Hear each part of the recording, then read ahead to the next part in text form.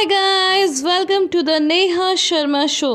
Guys, मैं आपसे यहाँ पे कहना चाहती हूँ कि आप प्लीज़ कमेंट करके मुझे ये ज़रूर बताइए कि आप इस सीरीज़ की फर्दर एक्सप्लेनेशन चाहते हैं या नहीं चाहते, क्योंकि आप जब कोई कमेंट नहीं करते तो फिर मुझे भी मोटिवेशन नहीं मिलती और मेरा भी मन नहीं करता कि मैं आगे एक्सप्लेन करूँ। इसलिए प्लीज़ मुझे कोई ना कोई कमेंट करके ज़रूर बताइए कि आप चाहते हैं या नहीं। यस या नो में ज़रूर जवाब दीजिएगा। और साथ ही साथ गाइज़, आप वीडियो को लाइक ज़रूर कर दिया कीजिए, क्योंकि आपके एक लाइक से मेरे चैनल ज़्यादा से ज़्यादा लोगों तक पहुंच सकता है, तो मुझे बहुत हेल्प मिलेगी। और अगर अभी तक आपने चैनल को सब्सक्राइब नहीं किया है तो चैनल को भी सब्सक्राइब कर लीजिए and hit the bell icon so that आपको वीडियोस की नोटिफिकेशन मिलती रहे और मुझे नई वीडियो लाने की मोटिवेशन। चलते हैं सीधा वीडियो की ओर। एपिसोड की शुरुआत में हम देखते हैं कि दामिर की मॉम उसकी दादी को खाना खिला रही होती है बड़े प्यार से और उनसे कहती हैं कि आप आराम से खाइए। और तभी वहाँ पर सानिया आ जाती है, तो वो उससे पूछती है कि तुम्हारे गेस्ट कैसे हैं। तो वो कहती है कि हाँ वो ठीक है और वो शायद आज चले जाएंगे, लेकिन अगर आप नहीं चाहती तो वो पहले ही चले जाएंगे। लेकिन दामिर की मॉम कहती है कि नहीं नहीं, वो तुम्हारे गेस्ट हैं, तुम्हारा घर है, तुम जब तक चाहो उन्हें रोक सकती हो। फिर दामिर पूछता है कि उनके साथ क्या हुआ, वो लोग कौन हैं। तो वो कहती है कि वो बेचारे गरीब बहन भाई हैं और यिल्माज बेचारा एक मैकेनिक शॉप का ओनर था, क्योंकि उसे उसके पिताजी से मिली थी, लेकिन फिर उसने सोचा कि एक मशीन खरीद लेता हूँ। फिर उसका लोन चुकाते चुकाते बेचारा इतना परेशान हो गया कि लोन वालों ने उसकी शॉप ही हड़प ली। अब वो बेचारे नौकरी की तलाश में हैं। नेक्स्ट सीन में हम देखते हैं कि गफूर यिल्माज और जुलेहा को सी ऑफ करने आता है और कहता है कि अभी तुम 3-4 दिन और रुक जाते, इतनी जल्दी क्या थी। लेकिन यिल्माज कहता है कि नहीं नहीं, अब मुझे चलना चाहिए।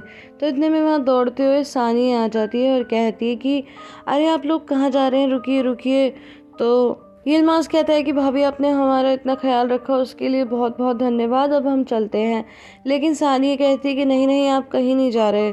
तो ये सुनकर गफूर चौंक जाता है और कहता है कि क्या चल रहा है। तो वो कहती है कि मैंने मालकिन से बात की थी और इनकी सिचुएशन के बारे में बताया था, तो उन्होंने कहा है कि ये बहुत ही ख़राब सिचुएशन है और इसीलिए वो लोग इन्हें यहाँ काम दे रहे हैं, इसीलिए अब इन्हें कहीं जाने की ज़रूरत नहीं है। ये सुनकर जुलेहा तो बहुत ज़्यादा खुश हो जाती है, लेकिन गफूर का मुंह बन जाता है। और अब तक गुलिटन भी वहाँ आ चुकी थी और इस खबर से वो भी बहुत खुश होती है। सानी कहती है कि मैंने जुलेहा के बारे में भी बताया, तो उन्होंने कहा कि पहले उन्हें खेतों में काम करने दो, फिर हम सोचते हैं उनके बारे में। फिर सानिया कहती है कि हम आपको पहले हुलर में रखेंगे, ठीक है।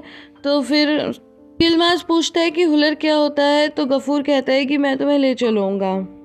अब गफूर उन्हें उस जगह पर लेकर जाता है और वो जगह बहुत ही ज़्यादा अजीब सी होती है। चारों तरफ गरीब से लोग होते हैं जो बहुत परेशान दिखाई दे रहे होते हैं और इधर गफूर लोगों को ज़ोर ज़ोर से चिल्लाने लगता है। एक को कहता है कि अगर तुम ठीक से काम नहीं करोगे, ठीक से टॉयलेट नहीं बनाओगे, तो मैं तुम्हें छोड़ूंगा नहीं, और तेज तेज चिल्लाने लगता है।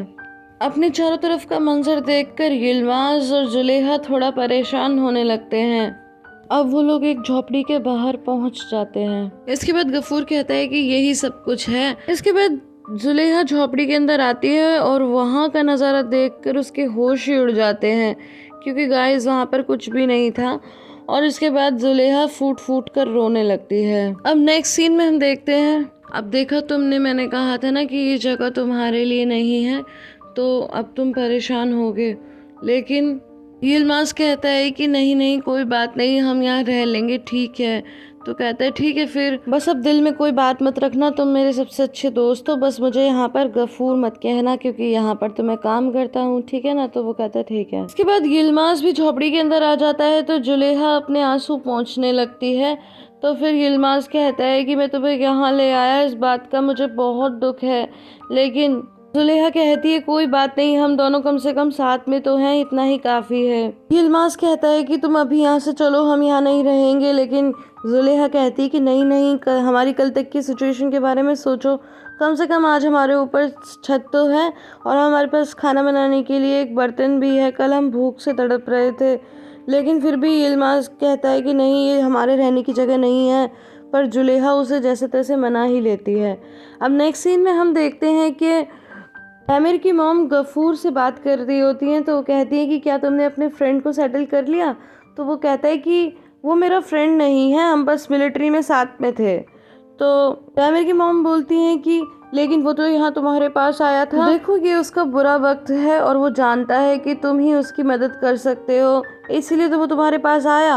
अब तुम भी थोड़ी मानवता दिखाओ और उसकी सहायता करो, बाकी सब उसके ऊपर है। नेक्स्ट सीन में हम देखते हैं कि जुलेहा सफाई कर रही होती है, तो वो यिल्माज को अंदर आने से रोकती है और कहती है कि नहीं नहीं रुक जाओ। तो कहता है कि अरे तुमने तो बिल्कुल साफ कर दिया सब कुछ।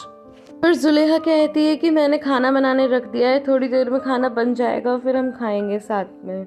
इसके बाद यिल्माज वहाँ से चला जाता है। नेक्स्ट सीन में हम देखते हैं कि गफूर सानिया को चिल्लाता है और कहता है कि तुमने ये क्यों किया, ये सब क्या है।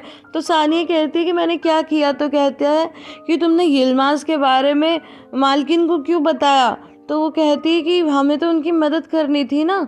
तो वो कहता है मुझे अपने पिता की जगह पे अच्छी खासी पोजीशन मिलने वाली थी, जैसे कभी मेरे पापा हैंडल करते थे, और तुमने बीच में ये सब क्या कर दिया। तो फिर वो कहती है कि इससे यिल्माज और उसके परिवार का क्या लेना देना।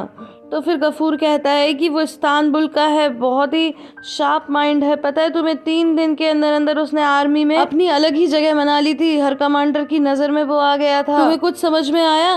पता नहीं तुम्हें कुछ समझ में आया भी या नहीं आया। मैं क्या करूँगा अगर मिस्टर देमिर ने कहा कि हम लोग यिल्माज को बटलर बना रहे हैं। अब नेक्स्ट सीन में हम देखते हैं कि यिल्माज जुलेहा को बताता है कि उसे 75 कुरुश दिए जाएंगे, और क्योंकि अब वो दोनों काम करेंगे तो इस तरह वो 150 कुरुश कमा पाएंगे। मैं आईडी बनवाने के लिए ज़्यादा पैसे कमाने होंगे, लेकिन जुलेहा कहती है कि तुम इसके बारे में अब ज़्यादा मत सोचो, यही अच्छा है जो ईश्वर ने हमारे लिए सोचा है, हमें यही काम करना चाहिए। कम से कम हमारे लिए एक रास्ता तो बना। एक सीन में दैमिर अपनी मॉम से कहता है कि मॉम, हमने उन्हें खेत में काम करने के लिए तो दे दिया, लेकिन वो लोग कौन है हमें पता करना चाहिए। ठीक है कि हम गफूर को जानते हैं, पर फिर भी आपको एक बार उनसे बात तो करनी चाहिए। तो दैमिर की मॉम बोलती है कि तुम चिंता मत करो, मैंने कल उसे बुलाया, मैं उस लड़के से कल बात करूंगी। उन्हें थोड़ा थोड़ा यहाँ पर यूज टू होने दो, देखते हैं कि वो लोग यहाँ पर काम कर पाते हैं या फिर यहाँ से भाग जाते हैं। नेक्स्ट सीन में हम देखते हैं कि जुलेहा अपने कपड़े बदल रही होती है कि तभी वहाँ यिल्माज आ जाता है। तो वो कहती है कि तुम यहाँ पर मत देखो। तो कहता है मैं नहीं देख रहा, लेकिन वो कहती है कि नहीं तुम देख रहे हो। इसके बाद यिल्माज जुलेहा के पास आता है और कहता है कि आई लव यू। तो वो भी कहती है आई लव यू टू। यिल्माज बोलता है कि मेरे पास तुम्हें देने के लिए रिंग नहीं है। तो वो कहती है कि तुमने तो मुझे अपना दिल ही दे दिया है, ये हमारा पहला घर होगा, है ना। तो वो कहता है कि हाँ, एक दिन अगर पुलिस आ गई और मुझे पकड़ के ले गई, चाहे मैं जेल में बंद हूँ, फिर भी तुम ही मेरी आंखों का तारा रहोगी और हमेशा मैं तुम ही प्यार करता रहूँगा, तुम ही मेरी सब कुछ हो। जुलेहा कहती है कि अगर मैं तुम्हारी आंखों का तारा हूँ तो फिर भी मैं तुम्हारी पत्नी बनना चाहती हूँ। अगर एक दिन पुलिस आकर तुम्हें पकड़ के भी ले गई तो भी मैं हमेशा यही समझूंगी कि यिल्माज मेरा हस्बैंड है, क्योंकि वही मेरे बारे में हमेशा सोचता है। तो फिर वो कहता है फिर ईश्वर को साक्षी मानकर बताओ कि क्या तुम मेरी पत्नी बनोगी। तो वो कहती है कि ऑफ कोर्स मैं तुम्हारी हूँ और ईश्वर इस बात के साक्षी हैं। तो फिर यिल्माज कहता है जुलेहा मेरी पत्नी। इसके बाद जुलेहा यिल्माज को किस कर लेती है। नेक्स्ट सीन में हम दैमिर को जुलेहा की झोंपड़ी के आसपास ही हॉर्स राइडिंग करते हुए देखते हैं। अब हमें नेक्स्ट डे मॉर्निंग का सीन दिखाया जाता है, जहाँ यिल्माज खेतों में काम कर रहा होता है और उसके सामने ही जुलेहा भी खेतों में काम कर रही होती है दिल लगाकर। और तभी वहाँ से दैमिर भी अपनी गाड़ी लेकर गुजरता है, जो जुलेहा को वहाँ पर देखता है। नेक्स्ट सीन में हम देखते हैं कि एक आदमी दौड़ते हुए आता है और यिल्माज से कहता है कि तुम्हें मिसेस हुंकार बुला रही हैं, लेकिन इसके बाद भी वो अपने काम में लगा रहता है। तो गफूर कहता है कि अरे जाओ, तुम्हें बुला रही हैं। तो वो कहता है कि वो मुझे क्यों बुला रही हैं। तो कहता है कि ये मुझे नहीं पता, पर तुम जाओ। इसके बाद गाइस मैं आपको यहाँ बता दूँ कि मिसेस हुंकार और कोई नहीं बल्कि दैमिर की मॉम है, और ये बात मैं आपको पहले भी बता चुकी हूँ। तो इसके बाद यिल्माज दैमिर की मॉम के पास जाता है। तो वो कहती है कि फाइनली हम फेस टू फेस मिल पाए। तुमने बताया था कि तुम इस्तांबुल से हो, तो क्या तुम वहीं पर पले बड़े हो? यिल्माज यही नाम है ना तुम्हारा? तो कहता है कि हाँ, मेरा नाम यिल्माज अकाया है। और कहता है कि मैं कादिरगाह में पैदा हुआ हूँ और मेरे पिताजी ने अपनी रिपेयर शॉप डोलार डेरे में खोली थी। फिर बाद में हम कासिम पाशा के पास चले गए और फिर मैं वहीं पर बड़ा हुआ। तो तुमने पढ़ाई की है? तो वो कहता है कि मैंने हाई स्कूल तक पढ़ाई की है और अब मुझे अपनी बहन को सपोर्ट करने के लिए काम करना है। तो फिर दैमिर की मॉम पूछती हैं कि क्या तुम शॉप अकेले ही चला रहे थे?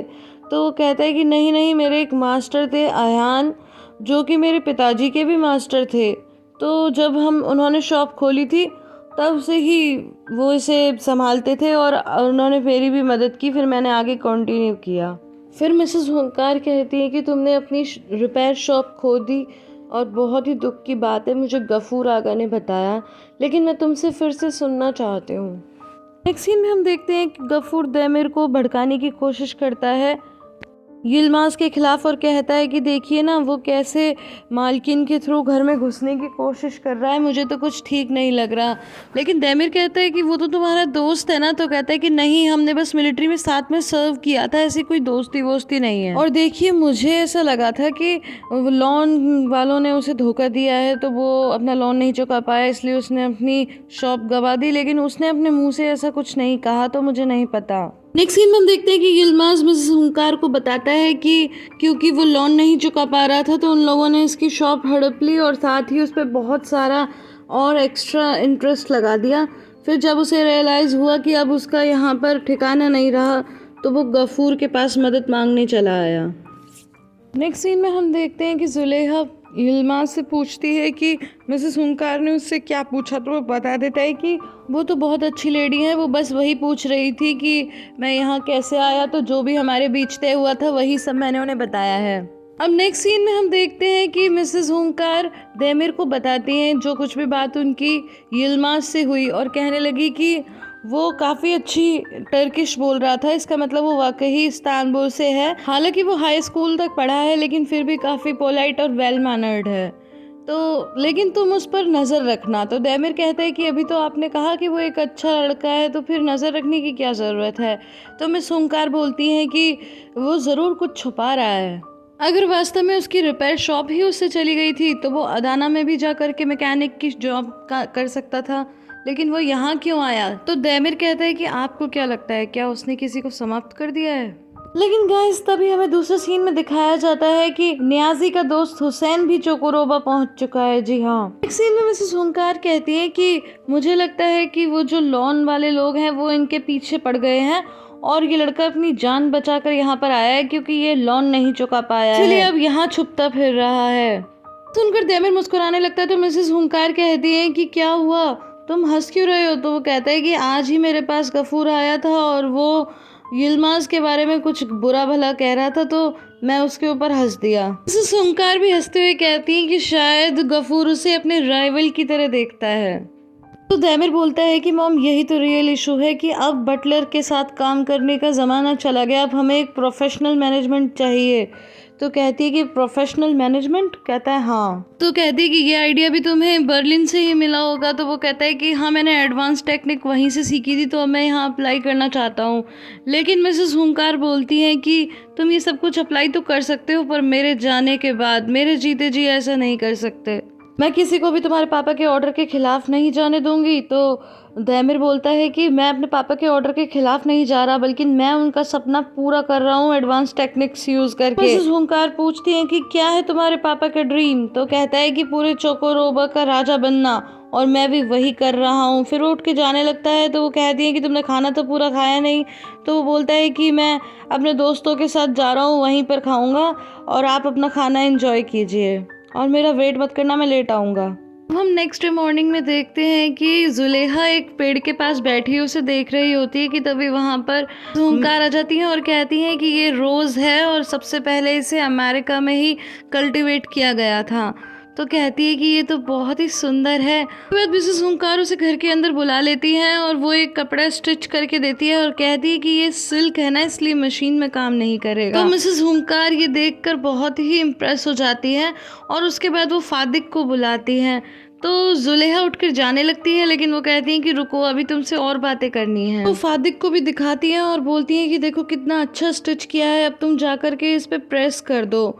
तो वहाँ से उस कपड़े को ले जाती है। इसके बाद मिस हुंकार जुलेहा से पूछती है कि क्या तुम हमेशा से ही टेलर का काम करती हो। तो कहती है कि नहीं, पहले मैं अमेरिका में मिस्टर सबरी के मेंशन में काम करती थी, लेकिन जब मैं स्विंग के काम में अच्छी हुई तो फिर मैंने अपना काम स्विच कर लिया। मिसेस हुंकार कहती हैं कि ये तो तुमने बहुत अच्छा किया, अब ये बताओ कि क्या तुम्हारे पीछे कोई है। तो कहती है कि क्या मतलब। तो मिसेस हुंकार कहती हैं कि देखो तुमने लोन लिया था और वो लोग इतनी आसानी से पीछा नहीं छोड़ते, तो क्या कोई तुम्हारे पीछे पड़ा हुआ है? तो वो कहती है कि नहीं नहीं, ऐसी तो कोई बात नहीं है। और तभी हम दूसरे सीन में देखते हैं कि हुसैन एक आदमी से यिल्माज के बारे में पूछता है, तो वो कहता है कि ऐसे तो किसी आदमी को हम नहीं जानते। तो वो कहता है कि क्या यहाँ कोई फॉर्म है? तो कहता है हाँ, एक कॉटन फार्म है और यमन वालों का बहुत बड़ा फार्म है, वहाँ बहुत सारे लोग काम करते हैं, शायद तुम्हें वहाँ मिल जाए वो आदमी। सीन में मिसेस ओंकार कहती कि अगर तुम्हारे पीछे कोई है भी, अगर तुम्हें कोई प्रॉब्लम है भी, तो अब तुम्हें डरने की ज़रूरत नहीं है, क्योंकि तुम लोग हम हमारी छत्र छाया में हो, मैं तुम्हारी रक्षा करूंगी। लेकिन वो कहती है कि सच में हमारे पीछे कोई नहीं है।